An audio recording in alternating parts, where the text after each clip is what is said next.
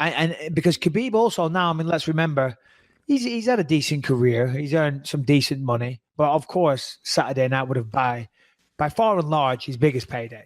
And he got 2 million guaranteed pay-per-view.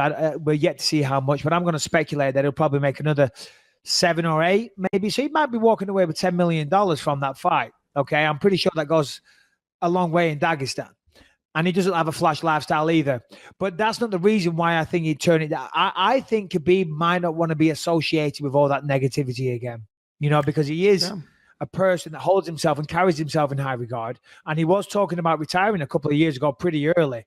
And I don't know if he'd want to go through all that again. Not because of the fight. He might take the stance of, I proved my point. I beat him down. I beat him into submission.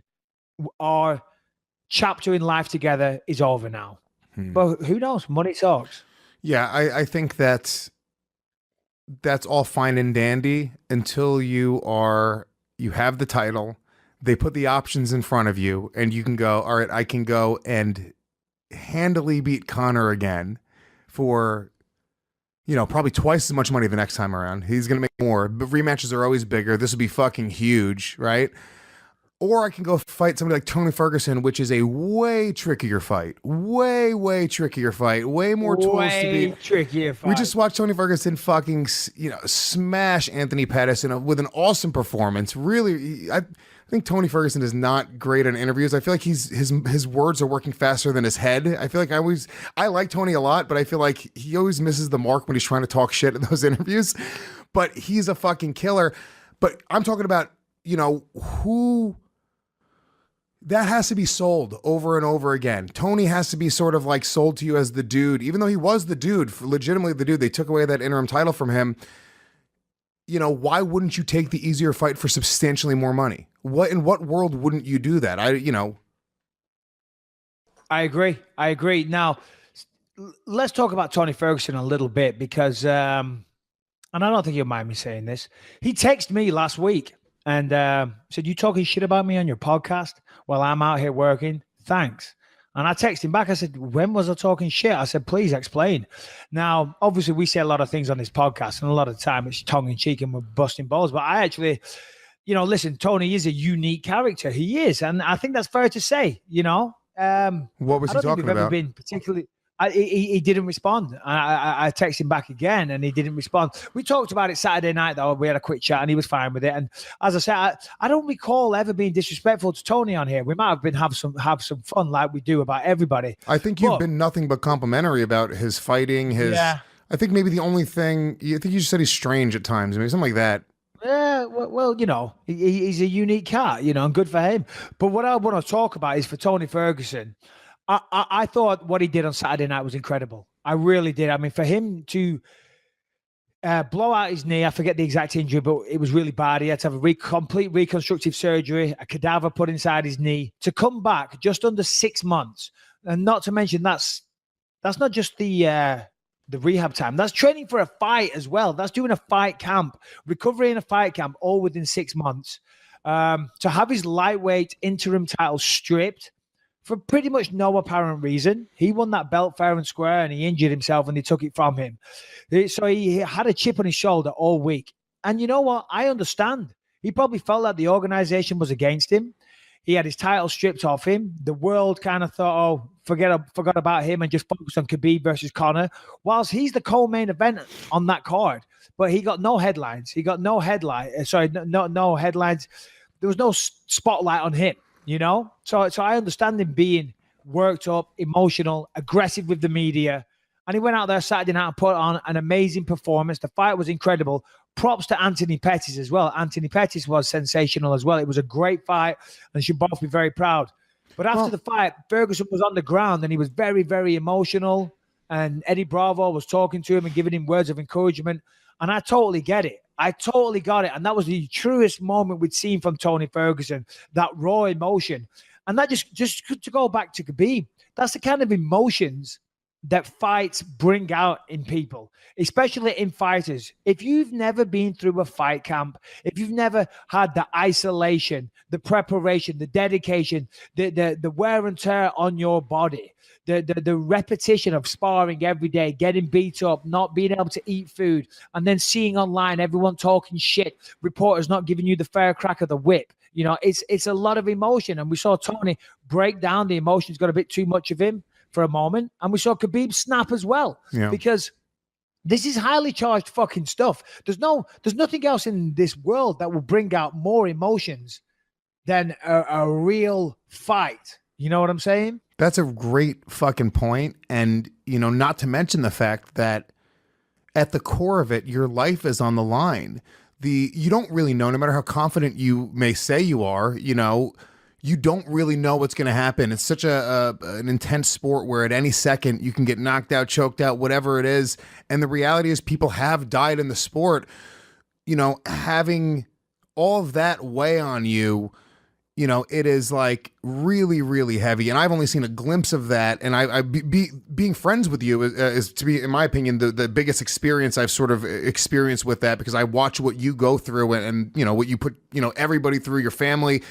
It's a lot. It's a really, really intense thing. And I agree with you about Tony as well. I think that was one of the better moments that we've seen from Tony. And the only thing I've ever been critical with Tony on is I feel like once we saw Conor sort of turn into Mr. fucking Swagger, it seemed like Tony saw that and was like, oh, well, I have to sort of do that sort of thing in order to kind of get attention. Whereas Tony doesn't come off like it's, when he puts a sunglass on, he's coming off like a cocky dick. It doesn't seem like that's who he is. We've interviewed Tony on the radio show before, and it was just a fairly nice guy. So, yeah, it's what do you think? But fighters often have alter egos, and as you say, I think that's a pretty good example of that. When you put when he puts the glasses on, he becomes that guy. Maybe when he's in the octagon afterwards with his team or when he's with his family, I'm sure he's not that guy. Like Rampage, used to say when he was fighting, he became Rampage. He became somebody else. That's why he would walk out and howl, because he'd become this different person, and he'd try and harness that person to help him in his fights.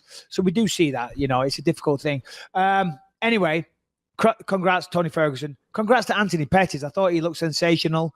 He really did. Shame about what happened to his hand. Is it crazy for me go on. Well, I was going to say, I'm just kind of going like,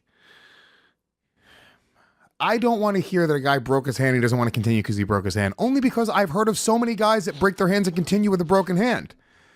Like, wasn't there a guy earlier in the night who broke both of his hands and he still won? I'm glad you said this because Callum, my son, for those that don't know, asked the same thing.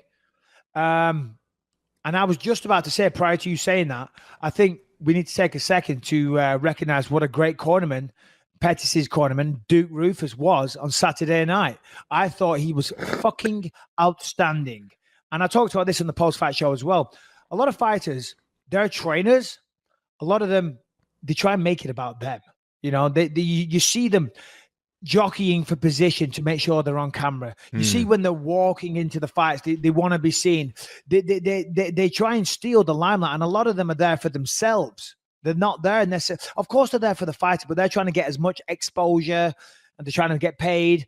Sometimes they're not putting the fighter's best interest at heart. They're like, no, go on, go out there for the last round. You can do it. You might be able to win, because then the fighter gets the win bonus and he might get a fight of the night bonus. And then that means their percentage might be a little bit higher, or they can get some more money out of him. And I'm telling you, that sounds like an ugly thing to say.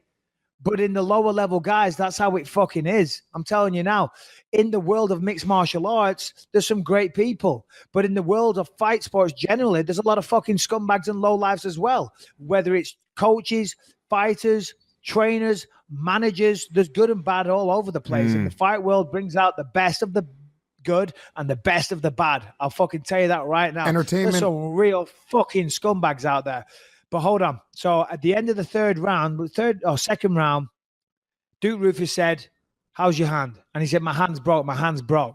Here's why it wasn't smart to go out there for the third round. You're right. If it was just a broken hand, then maybe. But he just seen Pettis, only just make it out the second round. leaking blood from everywhere. He'd had a fucking good hiding for 2 rounds. Yeah, he had a big moment in the second round where he dropped Tony Ferguson and nearly finished him. But Tony took it and came back and started putting it on Pettis again. He was losing that fight pretty dominantly, but he did have some big moments. But he was already losing, already getting beaten to a pulp, already covered in blood. And now I want you to go out in the 3rd round with one hand and try and win. All that was going to happen was Pettis would have taken further damage, and he might have got injured out there. He might have lost vision. He might have lost an eye. Might have lost his life. Who fucking knows, right? And Duke Rufus was like, hold on a minute. You're losing this fight, and now you've got a broken hand. There's no path to victory. There's no path to victory. You're going to take 5 more minutes of fucking damage that could take years of your career, could end your career. It could beat the fight out of Anthony Pettis and have him thinking, I never want to experience that again and therefore retire. It's just no good for anyone. And I thought that was very selfless, and it was a beautiful thing what he did. I thought it was incredible. That's a really astute point. And I think that it's something that the fans would never even consider, because I was looking at it, I was going like, really, a broken hand? But when you consider there's nothing he could do to come back in that fight. The fact that he had the broken hand, you go like, all right, well, now it's actually impossible. You're not even going to be able to knock him out. You're not going to be able to land that fucking big shot. It is a really interesting point, and maybe we take it for granted as fans sometimes when you don't know the guy personally, or you don't have any sort of relationship, or you don't really have a horse in the race. You sit there and go like, "Oh, come on, really? For a broken hand?" Yeah, as a fan, you want to see the fight continue. That was a fucking great fight. I was loving it. Okay, it was 70% all Ferguson, 30% Pettis. Pettis did drop him and followed it up nicely, but Ferguson recovered. It was a great fight. And as a fan, you want to see it continue. But when you're close to the situation and you know the person, you've trained him since he's a fucking kid, right? And this is his life and soul. This is how he pays the bills. And the reality of what you're seeing as a coach is that, unfortunately, you're just outmatched tonight. And maybe on another night you might get him, but given the narrative of what just happened over those last 10 minutes, you've been beaten, you're covered in blood, you've had the shit kicked out of you. Yeah, you're fighting, you can hold your head up high because you landed some good shots, and, but the writing's on the wall. And it was Duke who stopped it. It wasn't Anthony who called for it to stop. Duke. It was Duke.